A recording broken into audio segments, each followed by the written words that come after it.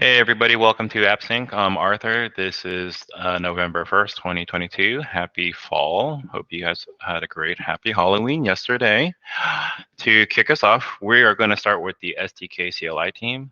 That's going to be Ivan and Ozgen. So starting up, let's go through our dumb column. In no particular order, let's get started. Wiping a farmer and plots. I think this is Ivan. Yeah, sure. But basically, previously we didn't have any support for farmer and for the node, and after we initializing the farmer and after its closing, we want to wipe all of its state. So this basically tickets handles that, wiping states for users. Okay, cool. Thanks. Could you, I thought I saw this PR. Oh, it's right here. Is this it? Can we make sure to link the PRs to the issues? That's weird. I thought it gets linked if you writing if you're writing clauses and number of issue, yeah. Okay. Yeah, We'll take a look at this later. Yeah. Oh, I see it here. Okay, maybe in that view it doesn't show up, but okay, this is the PR. Okay, GitHub, let me submit a PR real quick. Okay, cool, awesome, thanks. Support initializing a node, that's also Ivan. Yeah, I know what else to talk about here, but yeah, Node right now, you can just spin it up and close it. Yeah, at the state as it is right now. So there is a demo PR which is opened right now, the only one which is open right now. Yeah, there is some demo of whole state the SDK right now. Okay, cool. And I saw that we had some conversation back and forth, but just to recap it, most of the time with the chain specs, we shouldn't be worried too much about the updates as we're going to be building as we go forward. Okay. Excellent. I think initialize farmer. Open this tab again. Same thing. Yeah. Okay. Wipe a node, which I think you already covered with that same PR. Should we perform farmer address validity? I saw you guys pull this PR in. I was going to let you talk a little bit about this one. Yeah. Okay. So back in the day in the Subspace desktop, we were performing this validity of the address in both monorepo side and on the user input side, on the, let me say, front end and back end. That's changed right now. And Ivan actually did not put this parsing thing to the SDK, which is good because it won't be duplicated. But in order to use that in the CLI, I have to import so many code and it looks very ugly. So we decided that SDK side can expose this function to the outer environment. And yeah, that concluded the discussion and now it's good. Awesome. Yeah, I think that makes a lot of sense. And I think later on when we visit desktop V2, I think this would be much more helpful for us to clean up that code as well. Yeah. Cool. Any other questions around this? Everyone's good with this? Okay. Nice job. I like that. It's going to clean it up a lot. This is supporting closing a node in a farmer process. So I saw you guys just merged this earlier today. That's excellent. Self-explanatory. Ivan, you want to talk about it a little bit, but essentially supporting the ability to close in both our farmer and node processes. Anything you want to add to that? Nope. Apart from that, right now, it doesn't handle graceful shutdown for a farmer. So yeah, there is still a room for improvement for that. Okay, good to know. All right, so before I continue the next part, let's archive all the cards, but great work, everyone. In progress. So now that we have the implement a command to run farmer in default mode quietly, you want to talk a little bit about where we're at with this? Yes, the PR is open. It's on review. Ivan today accomplished a lot, and following that, I tried to submit a PR as well. Hopefully, this will be merged today or at worst tomorrow. So now we will be able to farm from the CLI. It will initiate a farmer and node, and then all the information and debug related things will be printed into the standard output. Cool. Awesome. I think as we were talking online earlier, we should have a nice demo for this shortly, soon. Yeah. Okay. Awesome. Same thing. I'm in verbose mode. I'm like, we don't need to go through that, but same ticket as well. Yeah, for the above one, for the previous one was with the progress bar. I haven't actually. Okay, progress bar implementation is ready on the CLI side, but from the SDK we need the information tracker. After that, it will be finished, and this other one, the other issue, like the verbose mode, is finished. Like with the open PR I have, the verbose mode will be finished and closed, and also the logging part will be closed. Got it. For the progress bar, Ivan, are we blocked in any way to kind of push that out so we can unblock Ozgen on this, or? We're not blocked, yeah. Yeah, we're just finalizing PRs this week. Yeah, so the initial functionality. So yeah, we can go on with implementing the progress bar. Okay, awesome. Good to hear. Excellent. Jumping over to displaying errors during syncing and farming. I think we talked a little bit about how to get the errors coming in.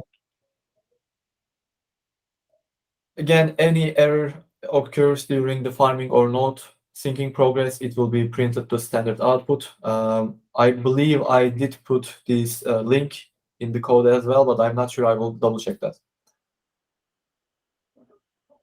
This one? Yeah. Okay. This is the PR. Cool. All right, cool. I'll take a look at this after this, but thanks for doing that. Excellent.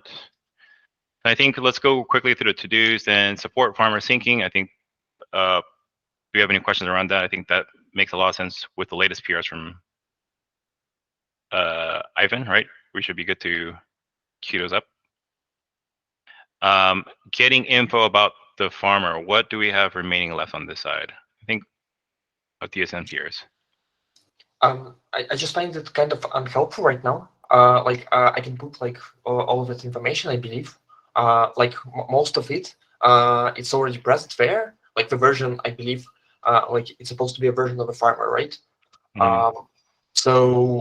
Yeah, all of that info is just supplied from the user mostly, apart from DSN peers.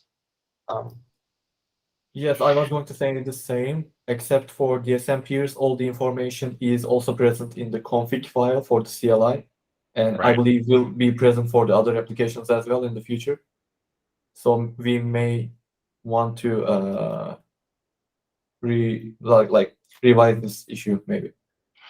Yeah, I was thinking about that too. So if the CLI already gets a lot of config, they're just echoing. I was like, what you're saying. So I think what we could do is that we could still keep this ticket as is for the existing information the farmer has, but anything else we need to pull, we'll just have to create new issues for that.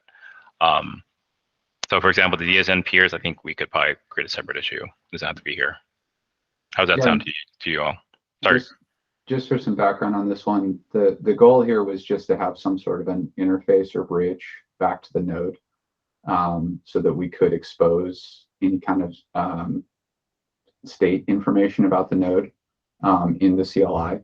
I guess the more important thing is just to make sure that that bridge is built. The specific information like number of peers or block height or whatever that the node is at, that's not as crucial right now, but the main intent was just to have this linkage, and then over time add more, make that more rich in terms of what information we need to be able to pull and display. Yeah, that makes sense. So I think that one's probably going to be more part of this issue that we have here. But yeah, I think what we can do is that as we have more information on the node side, we can start tracking it more. Does that sound all right with everyone? Cool. Okay, I think this is self-explanatory. Implement a command to display info about farmer. Any other discussions or updates on this? It's nearly completed. I just want to confirm it works with the active farming as well. So yeah, I will complete it later, but it will be done this week. Okay, can I move this to in progress for you? Yes, thank you. Okay, perfect. Okay, cool. Let's see. I'm going to create a separate issue, but I'm going to be doing the doc updates for CLI, so I will do that. I'll probably create a separate issue, but the other thing we need to explore is starting to think about creating the Rust docs. So just a reminder, we have about roughly 1 to 2 weeks left until the milestone for this one. So we should start figuring out how to polish this as soon as possible. Any other comments on the SDK or CLI side before we move over to Block Explorer? I do. How important is supporting multi-plot farming right now, like multi-disk farming, to be exact? I'll open this up. I don't think it's super important for the MVP, but I do think we should be getting the code base ready to handle that. It is a feature that's available, but we want to be able to just handle one single farming first. Okay. Okay. I'm happy to leave this here until we get the MVP out, if that's to give you the summary. Cool. Is there any other questions on the SDK CLI side? Okay, cool. Let's move over to the Block Explorer. Just some updates. I started creating some tickets for the UI elements specifically. So, Natasha, have you seen it? Those are the tickets I created attached to your PR. I think soon we'll start breaking out these tickets to kind of like better encapsulate the backend work that we're doing for Subsquid, and then break out the work that we're doing with Designer. But for now, let's just work through this PR or board. So going to the done column, we have search, create a squid to track subspace balance. I feel like did I not purge this done column? Here, I think that was done. Let's skip down to add GitHub workflow to update container image. That one's pretty straightforward. Yeah, so we have this squid that currently tracks and updates balances, and I created a GitHub workflow. So every time we update anything, we build new images and push them to our container registry. Awesome. Thank you for doing that. That's great. Let's see, create this from last time. I think the big one is, I think most of these were from last time. So yes. Yeah, okay, cool. Confirming again that I've archived the column, but great work last week and this week. In progress, let's see. This is the larger story, but so we'll just kind of skip over this. But Natasha, do you want to kind of show your PR that's kind of capturing a couple of these elements? I think it's this one here. You want to talk a little bit about it? Yeah. For this PR, I put together like the general structure for the Block Explorer UI, and also add some initial screens to it, like the home and block list and string list, and created the reusable component for most of them. So we can tackle the other pages more quickly thanks to that. Yeah, and just for context, earlier today, we just met with the designer. So most of these elements are here. We've given our feedback, so we're looking for the next iteration. One of the pages that you'll notice that we're missing here and not captured in this story is going to be the account page. So we're looking forward to seeing how the designer kind of crafts that page. As mentioned, we created the separate UI elements here. So thanks again, Natasha, for doing this, and I've attached them here. Cool. I think most of these are kind of related to the in-progress elements, so that's great. Let's see, accounts we kind of mentioned. We're going to have to wait for this from the designer, but they're actually working on that soon. Show individual block details. I think this is also pretty straightforward. We already have that UI on this one. I think it's safe to pull this over. Well, I'm going to pull this over soon because we have the UI elements for that. Show total archive blocks. Yeah, this one is already talked about today, so I'm going to move to in progress. Same thing with show best blocks. Cool. I think these all are already in progress. Create unified GraphQL API. Serge, you want to go over This that? one, it's not clarified yet. So we can move it to backlog, I think. And that's related to the kind of architectural discussion we had yesterday about the larger squid. Yeah. Yes. Why don't we Okay. You still need to do some research on that. We can discuss it now. I think to recap the discussion yesterday, you had listed a couple of approaches. One was like a larger squid that's consuming from the archive, and the second is having a GraphQL that's going to be GraphQL endpoint that's going to bounce between both services. Correct? Yes, yes. And I discussed it with Jeremy, and it was decided that we should wait for the design. And now we have design. So I guess we need one more iteration of discussion. So I gave some more thought to it yesterday, and I do think we should have not hit the archive directly. So map the blocks into the squid because we are going to have some information that we want on those blocks that aren't included in the archive. Also, from having to hit the archive plus hit the squid for every request related to blocks is going to double the infrastructure cost if there was heavy traffic and such. Yeah, barring on the designer conversation, I kind of agree with this. Like, I think having our squid, ingest from the archive, and even though we're still fleshing out the additional data we can roll up into it, I think having it centralized there is going to be better for us. And as Jeremy pointed out, like, who knows what the future cost would be of running that service.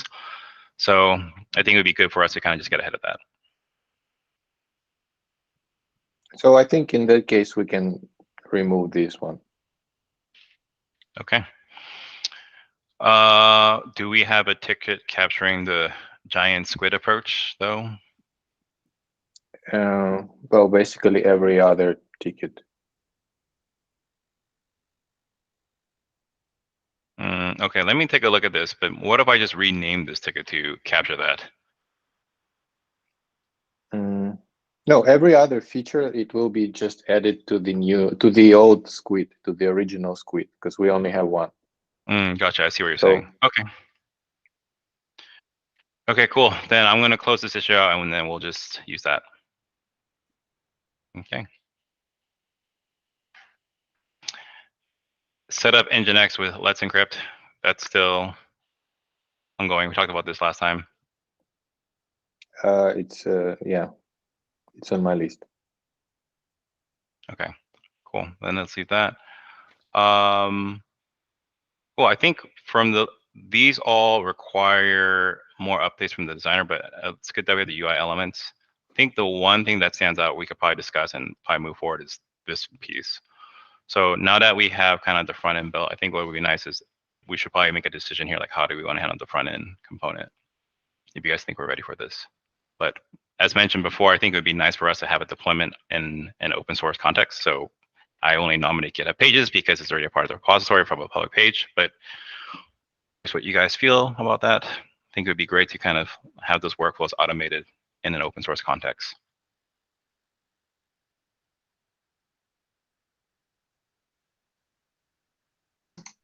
I'm okay with it. Cool. Everyone else is silent. I am going to interpret as agreement with me. So, No, okay. I support GitHub pages. That's where our docs run off of. So.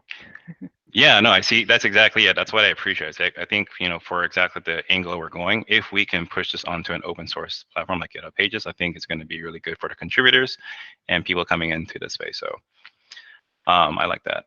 I think if we're at a good point in the front, on the front, I think it'd be good for us to start queuing up this work here so we can start getting in the habit of what the process would be like for us to start deploying regularly with our workflow. So I propose that we move this to the to-do and work on that. Okay, cool. Excellent. I think that's it. I think the rest of it, as mentioned, let's skip way back from the designer to see the additional changes he made from our discussion earlier today. But otherwise, I think that concludes the Block Explorer. Open floor for any other discussions. Just to recap, sorry, go ahead. Yeah, maybe we can discuss potential like charts and metrics for the Block Explorer, since we are going to have like space pledged and block size for each block. We can discuss like a nice way to display it. Yeah, I'm open to that, but let's which metric? Let's focus on a particular metric first. All right, so Yeah, and I can give some feedback on that too. Serge, right now, the goal is to get a very minimal viable block explorer up, which just has block and transaction search capabilities, and slowly work towards feature parity with Subscan. And then later we will be adding additional features. And really the priority right now for Gemini 3 is going to be the SDK and CLI. So we're trying to devote more of our design resources and Arthur's time towards that versus the block explorer. Yeah, so I just want to clarify, we're just trying to keep it really, really simple for this iteration and get something live, make sure it's working, get feedback on it, and then we can start making, get slowly getting more advanced with what it contains.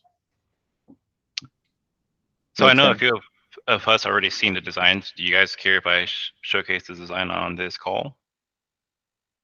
Go ahead. All right, let's take a look. So just to give you an idea, this is the first iteration, so expect this to change as we go. But just to give you an idea, we're going to start from the top. Oh, sorry, two top. One. This is the home page that we got.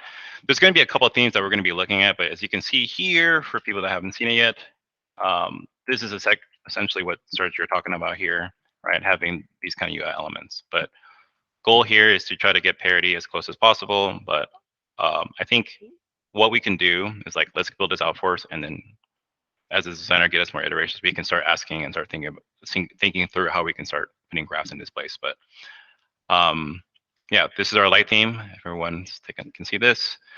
Here's our dark theme at the current moment. Again, they're making iterations as we speak. But this is going to be the home page.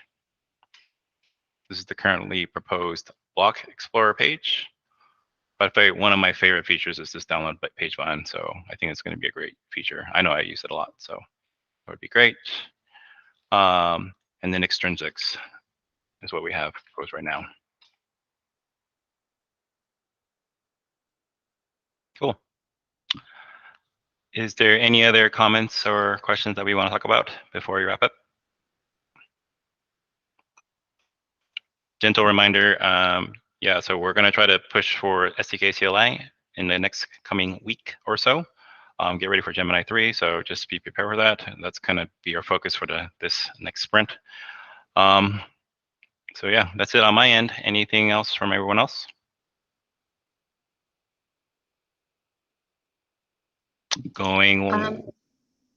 Sorry. Go ahead, Amy. Can I show like the demo for the pages that we have right now for the Block Explorer? Oh yeah, of course, go for it. You can just, if you want, just move me off the screen share. Okay.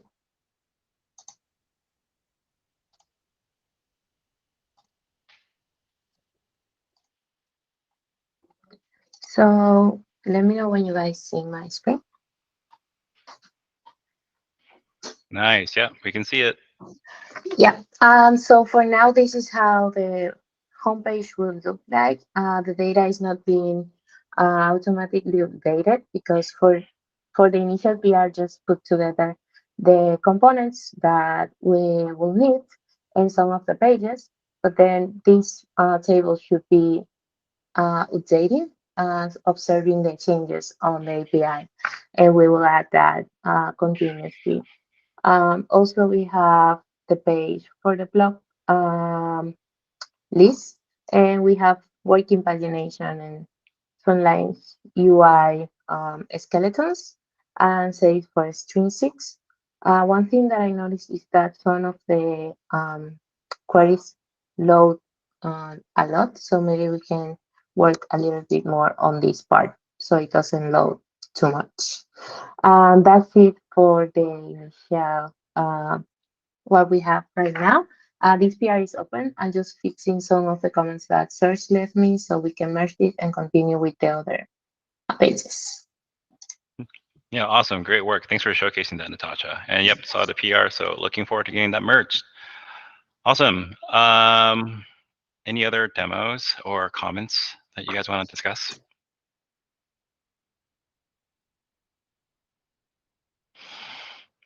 Love it.